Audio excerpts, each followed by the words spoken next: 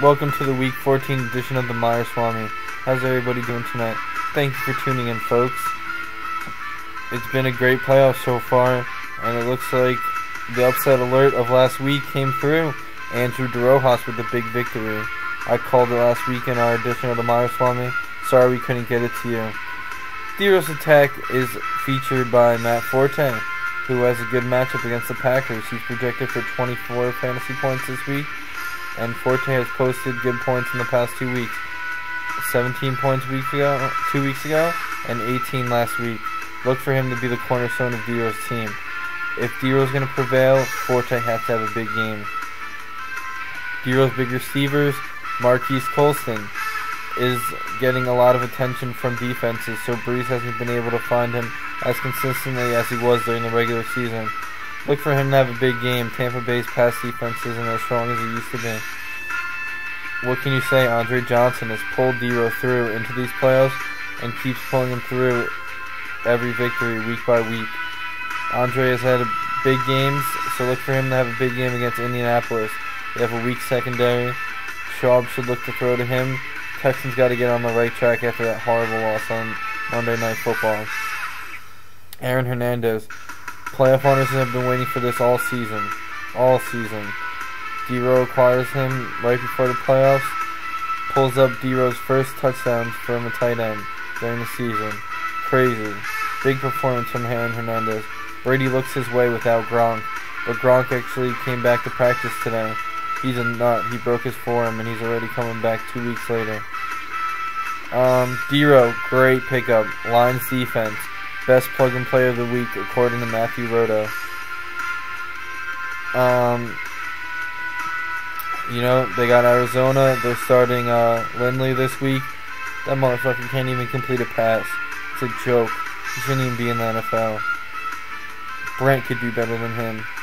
I'm not sorry. That's sad. Steve team features in tech, led by Peyton Manning. Comeback player of the year, folks.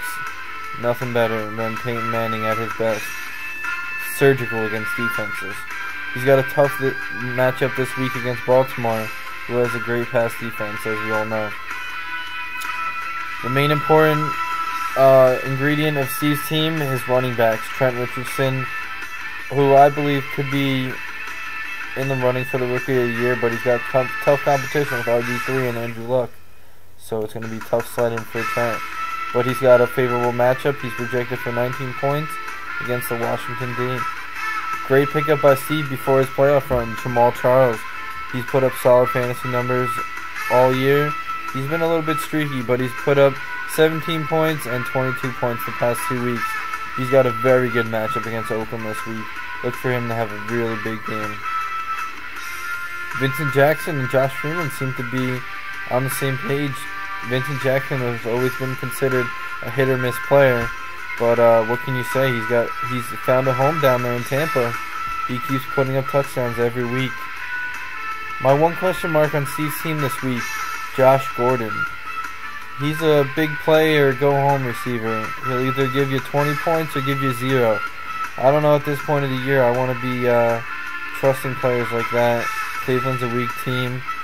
Whedon does throw the ball, but Gordon will either get a big play or nothing, so that's a very risky play. He's projected for 19 points, but I don't believe he'll come anywhere close to that. Big question mark on Steve's team again. Bears defense isn't as strong as they've been. They're still the #1 ranked D, but people have been scoring on them. And if they're on the field all game because Campbell's going to be the quarterback, it might be tough sledding against Green Bay. Aaron Rodgers could be in for a big day. I'm going to have to give the matchup I'm going to have to give the edge in this matchup to Steve. All of his players are top 10 players besides Josh Gordon. His team is very strong. Biggest threat to my team. So I think Steve is going to move on in this round. The next matchup features Team Lawyer Up against Gracemont Johnson. I believe Kyle had a good team from the draft. You know, Ray Rice fell to him, and that was a great pickup at number 5. I wish I could have gotten Ray Rice. He's been a beast all season. He's been carrying that team. And Baltimore just fired their offensive coordinator, Cam Cameron. So the new offensive coordinator is going to feature Ray Rice and everything. Colin Kaepernick, been a big surprise. He's 3-1 in San Francisco. The dual threat, he can run the ball and pass the ball. But he's got a tough matchup against New England, who actually has a strong defense this year. Kaepernick helped Kyle get through his injury of Ben Roethlisberger in previous weeks to help propel Kyle into the playoffs. So Kyle's going with a 2-quarterback approach, and I mean, I can't blame him. That's one of the ways that he would have a chance against Meyer. His running back, Ben Jarvis Green Ellis, has had over 100 all-purpose yards in the past 3 weeks. The first Cincinnati Bengal to do that in history. Pretty impressive there. He was up and down all season, but it looks like he's found his form. He's got a good matchup against Philly.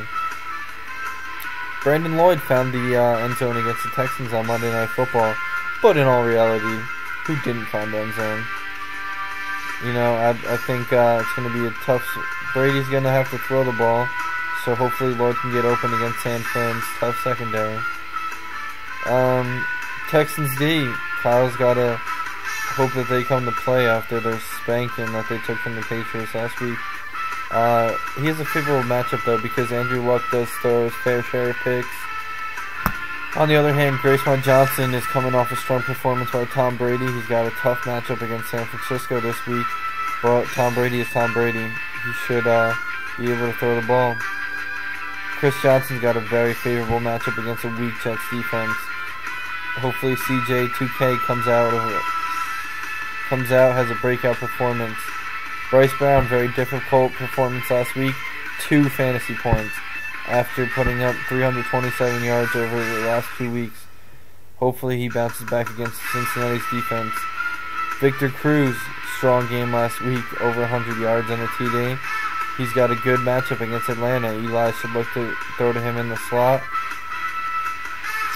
Big play performance again last week from Brandon Marshall, who went up and got that ball in the end zone and capped off a 170-yard performance.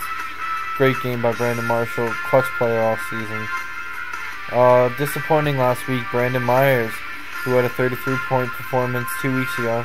He put up a goose egg last week. I don't know what's up with that. Your name's Meyer. Put those points up, son. Julio Jones, strong flex play. Top 10 receiver in the league. Giants secondary is weak. Look for Matt Ryan to throw Julio's way, especially because Roddy White is banged up this week. Big surprise last week, Seahawks defense putting up one of the highest point totals in history. It's just crazy. They have another good matchup this week against Buffalo. Look for them to have another good week. Well, in the end, I got to give the matchup edge to Meyer. I believe this team is strong, and he's going to prevail in this one. Well, it's been a great 2012 season. I will be here for Myerswami finale, and expect big things, fellas, because we're going to do it big. I would like to also invite everyone to Myers' end of the year party, where it's going to be a great time. Get some beers, you know. We'll have it at my house, I would say. If not, we'll determine where it is. We'll pick a date what works best for everyone, so please, everyone, shoot me a text and let me know when works for you. Well, that's the end of the Week 14 playoff edition of the Myerswami. Thank you for tuning in, folks. Have a great week.